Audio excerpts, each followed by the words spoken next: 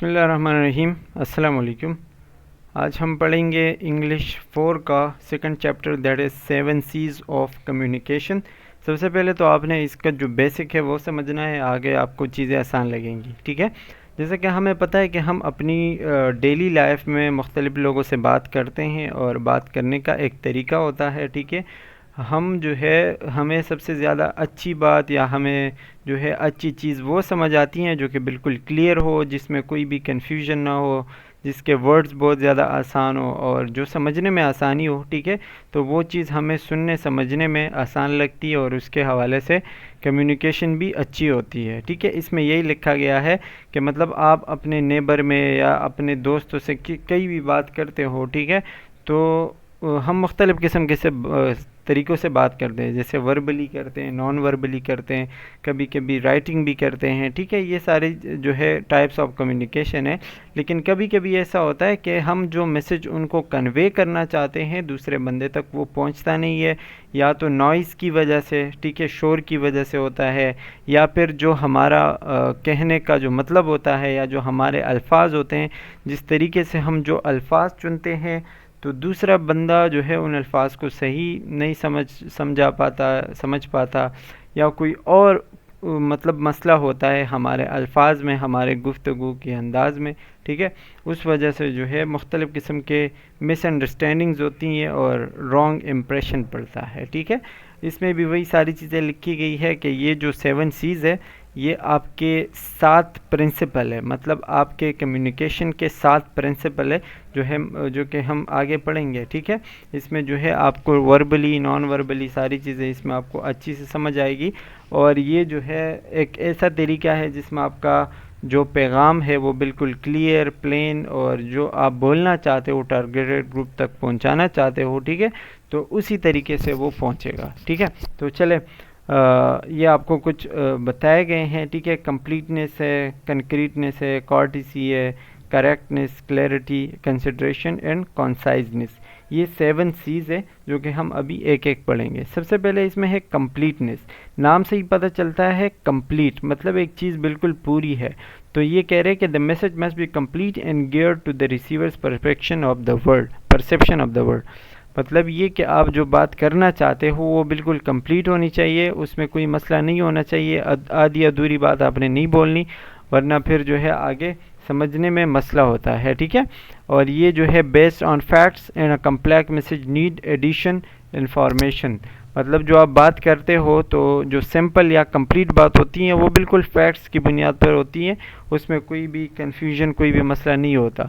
लेकिन जो कम्प्लेक्स चीज़ें या कम्प्लेक्स मैसेज अगर आप देना चाहते हो, किसी को मनगढ़ंत बात बोलते हो या जिसमें ज़्यादा एक्सप्लेनेशन की ज़रूरत होती है, तो उसमें आपने ये चीज़ें एडिशनल इन्फॉर्मेशन और एक्सप्लेनेशन वगैरह ज़्यादा देनी होती है। ठीक है, जिसकी वजह से आपका टाइम भी ज़ाया होगा और साथ साथ आपका जो मतलब मैसेज है वो भी सही से नहीं पहुंचेगा। ठीक है, कंप्लीटनेस में आपने जो है who, what, when, where, why and how इस तरीके के अल्फाज यूज़ करने हैं, और इस तरीके का जो मैसेज है वो अच्छे से बंदे को समझ आता है।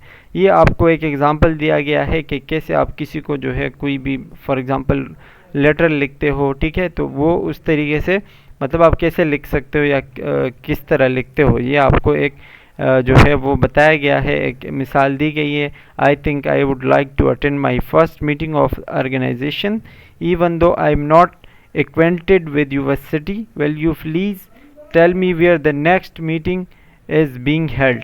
इसमें जो है ये सारे ऐसे अल्फाज जो है वो यूज़ किए गए हैं जो कि आसानी से समझ आने वाले हैं, और पूरा का पूरा मैसेज जो है वो दूसरे बंदे तक पहुंच जाता है। मतलब ये एक कंप्लीट चीज़ है। ठीक है, तो ये आपका फर्स्ट स्टेप हो गया। अच्छा, दूसरा है करेक्टनेस या कंक्रीटनेस है। कंक्रीटनेस का मतलब ये होता है कि जो भी आप मैसेज देना चाह रहे हो या जो भी आप मतलब आगे फॉरवर्ड करना चाह रहे हो, ठीक है, वो फैक्चुअल मटेरियल होना चाहिए, उसमें जो है कोई भी मसला नहीं होना चाहिए, और कोई भी उसमें जो है वो जो है उसमें मतलब कोई भी ऐसी चीज़ें नहीं होनी चाहिए जो आगे समझने में मुश्किल हो या कोई और उसमें रिसर्च या डेटा की ज़रूरत पड़ जाए बंदे को, तो ये सारी चीज़ें इसमें नहीं होनी चाहिए। The words used as well as sentence structure can be interpreted unequivocally, ठीक है, यूनिवोकली, मतलब जो भी आप बोलना चाह रहे हो या जो भी आप सेंटेंस स्ट्रक्चर बनाना चाह रहे हो, ठीक है, वो यूनिवोकली, मतलब ये कि ऐसा लग रहा हो कि बस एक ही बंदे ने ये बात बोली है। कंक्रीटनेस में हम जस्ट में अगर मैं आपको एक दो अल्फाज में बताऊं तो जो आप कहना चाह रहे हो वो बिल्कुल फैक्ट्स पे मुश्तमिल हो, और ये जो है वो कोई भी उसमें गलत चीज़ ना हो या कोई भी ऐसी बात ना हो जो कि झूठ हो या जो है वो फैक्ट पे मुश्तमिल ना हो, ठीक है, और फैक्चुअल बात ना हो। ये सारी चीज़ें आपने उसमें नहीं करनी। Uses of adjectives and verbs ये आप उसमें कर सकते हो, मतलब किसी चीज़ की तारीफ बयान करते हो एडजेक्टिव यूज़ करोगे, एडवर्ब वगैरह यूज़ कर सकते हो आप, ठीक है। Nothing is left to the imagination, आपने उसमें जो है ऐसी बात नहीं बोलनी कि बंदा इमेजिनेशन में चला जाए कि हाँ ये होगा तो फिर क्या होगा, इस तरह होगा, ये होगा, कि वो सोचने पे मजबूर हो जाए। ये सारी चीज़ें आपने उसमें नहीं करनी। अच्छा, इसमें भी कुछ जो है वो चीज़ें बताई गई हैं, आप देख सकते हैं। This computer reproduces campaign letters fast, ये आप देख सकते हैं, ये बस उसी। अच्छा, ये जो है आपको एक्टिव पैसिव का बताया गया है, कुछ एक्टिव है तो आपने पैसिव में कन्वर्ट करना है, ठीक है, मतलब इसी तरीके के कि ये जो है मतलब आपने जो एक्टिव वॉइस है, ठीक है, वो ज़्यादा यूज़ नहीं करना है। जैसे कि आप देख सकते हैं, put action into words by using active voice, मतलब इसमें आपने एक्टिव वॉइस ज़्यादा यूज़ करना होगा इंस्टेड ऑफ पैसिव वॉइस, ठीक है, पैसिव वॉइस के बजाय आपने एक्टिव। जैसे कि ये जो है आपको बताया गया, test were made by us, कि तो आप इसको कैसे लिखोगे एक्टिव वॉइस में, वी मेड द टेस्ट, इतना आसान हो जाता है, ठीक है। A full report will be sent to you by the supervisor, ठीक है, तो इसको आप सिंपल ऐसा लिख सकते हो कि the supervisor will send you a full report. ये सारी चीज़ें मतलब बहुत आसान तरीके से आप लिखोगे, एक्टिव वॉइस आपने उसमें ज़्यादा यूज़ करनी है, ठीक है। इसके अलावा आपको एक और भी बताया गया है, ये भी आप देख सकते हैं। नंबर 3 पे आते हैं, और नंबर 3 जो सी है दैट इज़ कर्टेसी। कर्टेसी का मतलब ये होता है be sincere, tactful, thoughtful and appreciative. हम ये कहते हैं ना कि आपको जो है अपने नॉलेज के हवाले से जो भी आप कहना चाह रहे हो या जो भी आप कहीं पे बोलना चाह रहे हो, तो आपने सिंसियर होना है, मतलब मुखलिस होना है, और आपने जो बात बोलनी है वो आपने एक महज़ब तरीके से, बाअदब जिसको हम कहते हैं ना, अदबी तरीके से आपने बोलना है, आपने सोच के बोलना है, और अगर कोई आपके सामने बोल रहा है तो आपने उसको अप्रिशिएट करना है। ये सारी चीज़ें जो है कर्टेसी में आती हैं। इसमें जो है लिखा हुआ है ओमिट एक्सप्रेशन दैट हर्ट, आपने कोई ऐसी बात नहीं बोलनी जिससे दूसरे को तकलीफ़ हो या वो इरिटेशन महसूस करे या वो फिर अपनी इंसल्ट, बेइज्जती वगैरह महसूस करे, ये चीज़ें आपने नहीं कहनी। तो ये इन चीज़ों के बिल्कुल उल्टा है कर्टेसी, मतलब महज़ब, बाअदब और सोच समझ के आपने बात बोलनी है, ठीक है। ग्रांट अपॉलॉजीज ग्रेशियसली, और अगर कोई ऐसी बात वगैरह हो जाए, गलती से भी हो जाए, ठीक है, तो फिर आपने जो है वो अपॉलॉजी करनी है, माफ़ी मांगनी है उसकी। अच्छा जी, ये देखें, आपको एक बताया गया है एक लेटर का, your letter is not clear at all, obviously if you would read your policy carefully. ये आप देखेंगे ना, पढ़ेंगे तो इसमें मतलब लिखा तो है लेकिन बहुत ही उसमें रूड एक बिहेवियर यूज़ किया गया है, एक बहुत ही ख़राब रवैया, उसमें जो है कर्टेसी बिल्कुल भी नहीं है। तो ये लिख रहा है कि आपने मतलब इस तरीके की राइटिंग या इस तरीके के जो है आपने कम्युनिकेशन स्किल्स नहीं अपनाने। जैसे कि आप इसमें देख सकते हैं, सारे जो है वो मतलब इस तरीके का बताया गया है कि उसमें कर्टेसी बिल्कुल भी नहीं है, ठीक है। और उसमें आप ये वाले अल्फाज ज़्यादा यूज़ करोगे जो कि जेंडर न्यूट्रल है, मतलब मेल फीमेल दोनों के लिए जो है वो आप यूज़ कर सकते हो। Man kind, the best man for the job, man made, man power, businessman, salesman, chairman, ये सारी चीज़ें जो है आप इसमें मतलब यूज़ करोगे। नंबर 4 पे आते हैं। नंबर 4 है करेक्टनेस। करेक्टनेस जैसे कि नाम से पता चलता है बिल्कुल सही होना, किसी चीज़ का सही होना इज़ करेक्टनेस, ठीक है। ये कह रहे use the right level of language, मतलब जो आपने लैंग्वेज इस्तेमाल की है वो बिल्कुल सही होना चाहिए, बिल्कुल सही लेवल पे होनी चाहिए। Check accuracy of facts, figures and words, जो भी आप उसमें कोई फैक्ट डाल रहे हो, कोई डेट डाल रहे हो, कोई अल्फाज डाल रहे हो, ठीक है, तो ज़रूरी है ये बात कि वो सारी चीज़ें सही हो, उसमें कोई गलत चीज़ ना हो। Maintain acceptable writing mechanics, choose non discriminatory language, मतलब अगर आपसे कोई राइटिंग मिस्टेक हो जाए, कोई और मसला हो जाए, या आपने जो है राइटिंग जिस तरीके से करनी है तो वो एक्सेप्टेबल हो, ठीक है। ऐसा ना हो कि आपने इस तरीके से लिखा है कि आगे बंदा उसको पढ़ना ही ना चाहे, या जो है आपने कोई ऐसी लैंग्वेज नहीं इस्तेमाल करनी जिससे किसी के मतलब वो ना हो, डिस्क्रिमिनेशन ना हो ना, किसी को ऊपर नीचे आपने नहीं साबित करना। और पैरेलल लैंग्वेज यूज़ करनी है, मतलब ऐसी लैंग्वेज यूज़ करनी है जो बिल्कुल न्यूट्रल हो, बिल्कुल सही हो, ठीक है। इसके अलावा है क्लैरिटी। क्लैरिटी में जो है लिखा हुआ है explicitness, short sentences and concrete words. आपने जो है अल्फाज सही इस्तेमाल करने हैं, छोटे छोटे जुमलों में जो है आपने चीज़ें लिखनी है। फजी लैंग्वेज मतलब ऐसी चीज़ें जो कि समझ ना आए, ऐसी ज़बान आपने यूज़ नहीं करनी, ठीक है। And cliche expression is absolutely forbidden, जिसको हम जॉर्गन्स कहते हैं, मतलब ऐसे अल्फाज जो मुहावरे वगैरह होते हैं जो अच्छे समझ नहीं आते बंदे को, वो आपने नहीं यूज़ करने। Avoid parenthesis. पेरेंथेसिस मतलब जो ब्रैकेट वगैरह यूज़ करते हैं ना, वो जो मतलब अक्सर हम किसी बात को ब्रैकेट में बंद कर देते हैं, तो वो चीज़ आपने नहीं करनी। Briefly worded information emphasize the essence of the message. जो भी आपके वर्ड हो, जो भी आपने अल्फाज लिखे हैं, वो ब्रीफली होने चाहिए, मतलब बिल्कुल सही होने चाहिए, वाज़ेह तौर पर होनी चाहिए, जिसमें आपको कोई ब्रैकेट या कोई और कम्प्लेक्स चीज़ों की ज़रूरत ना पड़े, ठीक है। ये जो है आपको, आप देख सकते हैं आपको कुछ अल्फाज दिए गए हैं, सर का, प्रोमुलगेट और इन्वर्डेटेंस, ठीक है। मतलब ऐसे अल्फाज है जो प्रोनाउंस करने में भी मुश्किल होती हैं, तो आपने ऐसे अल्फाज नहीं यूज़ करने, आपने जो है इसके बजाय कोई सिंपल अल्फाज लेके वहाँ पे पुट कर देना है, ताकि पढ़ने वाले को भी आसानी हो और आपका जो मैसेज है वो बिल्कुल क्लियर और करेक्ट हो, ठीक है। Number 6 is consideration. कंसिडरेशन मतलब जिसको आप बात कर रहे हो आपने उसको जो है कंसिडर करना है, आपने आई और वी के बजाय यू पे ज़्यादा फोकस करना है, ठीक है। मतलब आप दूसरों को बता रहे हो तो आपने उनको ज़्यादा अहमियत देनी है, अपने आप को ज़्यादा नहीं देनी।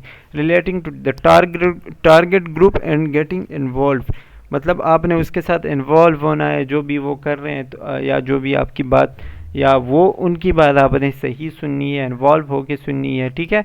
Taking the audience into account, मतलब आपने उनकी बात सुननी है, देखनी है कि वो क्या कहना चाह रहे हैं, उनसे भी आपने पूछना है। Keeping in mind professional knowledge, level of education, age and interest. जिनको आप बात करने जा रहे हो तो वो जो है मतलब प्रोफेशनल नॉलेज उनके साथ कितना है, उनका एजुकेशन कितना है, एज क्या है, और जिस इंटरेस्ट के बारे में या जिस चीज़ के बारे में आप बात कर रहे हो वो, ठीक है।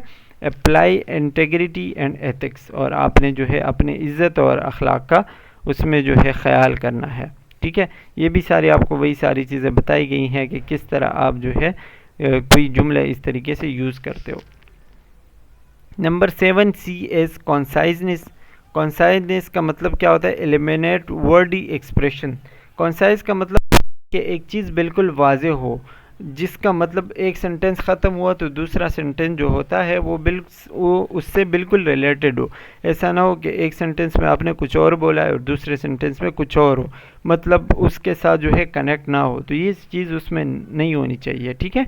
कॉन्साइजनेस का मतलब होता है बिल्कुल साफ़ सुथरा, या फिर ऐसी बात जो कि समझ आने वाली हो, जो कि एक दूसरे से कनेक्ट कर रहे हो, ठीक है। एलिमिनेट वर्डी एक्सप्रेशन, मतलब आपने जो है ऐसे अल्फाज नहीं यूज़ करने जिससे आप कोई एक्सप्रेशन या फिर मतलब जो समझ ना आने वाले अल्फाज हो, ठीक है। इंक्लूड ओनली रेलेवेंट स्टेटमेंट्स, आपने ऐसे अल्फाज यूज़ करने हैं जो सिर्फ़ और सिर्फ उसी टॉपिक से रिलेटेड है। ऐसे स्टेटमेंट आपने यूज़ नहीं करने जो कि आउट ऑफ टॉपिक जा रहे हो, या फिर उसमें जो है कोई और बात बीच में आ रही हो, टॉपिक से हट के जा रही हो, ये सारी चीज़ आपने नहीं करनी। बी फोकस्ड, और इसके अलावा prove and avoid long explanation, आपने अपने टॉपिक पे फोकस रहना है। इसके अलावा जो लॉन्ग एक्सप्लेनेशन आपने बिला ज़रूरत नहीं देनी, लॉन्ग एक्सप्लेनेशन से को आपने अवॉइड करना है। अवॉइड गशिंग पोलाइटनेस, या ऐसी पोलाइटनेस जो कि थोड़ा सा वो इरिटेटिंग लग रहा हो, अच्छा नहीं लग रहा, कहीं पे पोलाइटनेस की वो बिल्कुल है भी नहीं और आप जहाँ खामखा वो बन रहे हो, ठीक है। तो ये जो सारी चीज़ें आपने नहीं करनी। अवॉइड अननेसेसरी रिपीटिशन, और बार बार कोई बात जो कि ज़रूरी नहीं है ठीक है। अननेसेसरी है तो फिर आपने वो रिपीट नहीं करनी, रिपीटिशन बार बार इसमें नहीं करनी, ठीक है। ये भी आपको कुछ सब्स्टिट्यूट्स बताए गए हैं जो कि आप उसमें यूज़ कर सकते हो, ठीक है, ड्यूरिंग कॉन्साइजनेस, ये आप देख सकते हैं। अच्छा जी, कॉन्साइजनेस के आगे या फिर हम 7 C's के आगे हम दो भी मुख्तलिफ़ किस्म के वेरिएशंस उसमें पढ़ते हैं, देखते हैं, ठीक है। एक है क्रिएटिविटी और एक है क्रेडिबिलिटी। इसको आप 8 और 9 C का भी नाम दे सकते हो, लेकिन मेनली 7 है तो फिर हम उसके अंदर ये भी काउंट करते हैं, ठीक है। क्रिएटिविटी जैसे कि नाम से पता चलता है, किसी चीज़ को क्रिएट करना, ख़ुद से लिखना या ऐसे अल्फाज लिखना जो कि अच्छे हो, अच्छे से समझ आने वाले हो, ठीक है। लिखा हुआ text will only be lively when the words and sentences structure are used creatively. मतलब आप जो अल्फाज और जो जुमले इस्तेमाल करना चाह रहे हो उसमें आपकी अपनी क्रिएटिविटी हो, आपने अपना दिमाग लगा के सारी चीज़ें लिखी हो। And with short sentences are altered with longer sentences, और जो है लॉन्गर सेंटेंसेस के बजाय आपने जो है शॉर्ट सेंटेंसेस यूज़ की है, वो जो है आपने मतलब छोटी छोटी चीज़ें यूज़ की है जो कि समझ आ रही हो। Creativity is specially important in text in which search words are used. It is essential that the searching words are constantly use in different sitting. मतलब आपने वही अल्फाज यूज़ करने जो कि क्रिएटिव हो, ऐसे अल्फाज हो जो कि आसानी से समझ आने वाले हो, ज़्यादा लॉन्ग एक्सप्लेनेशन, लॉन्गर सेंटेंसेस और ये सारी चीज़ आपने उसमें यूज़ नहीं करनी।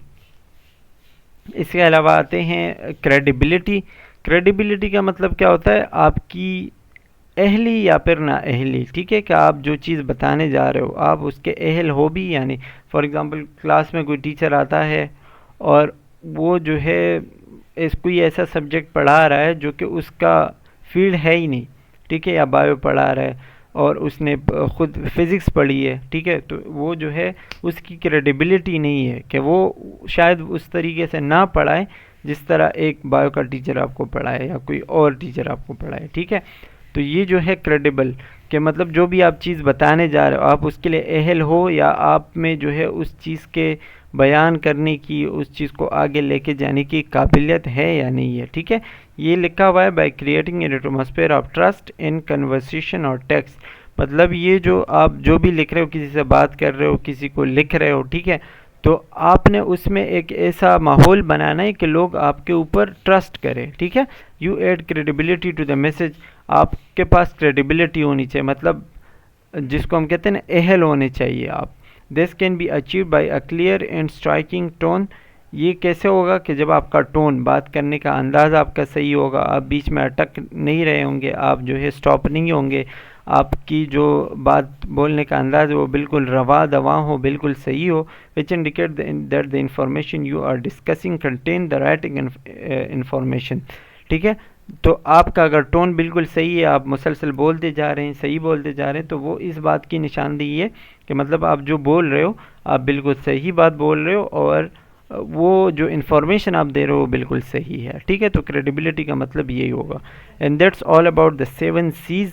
आई होप कि आपको अच्छे से समझ आ गया होगा। इंशाल्लाह नेक्स्ट हम जो चैप्टर रहते हैं वो भी पढ़ेंगे। And that's all for today. Thank you for watching. Take care. Bye bye.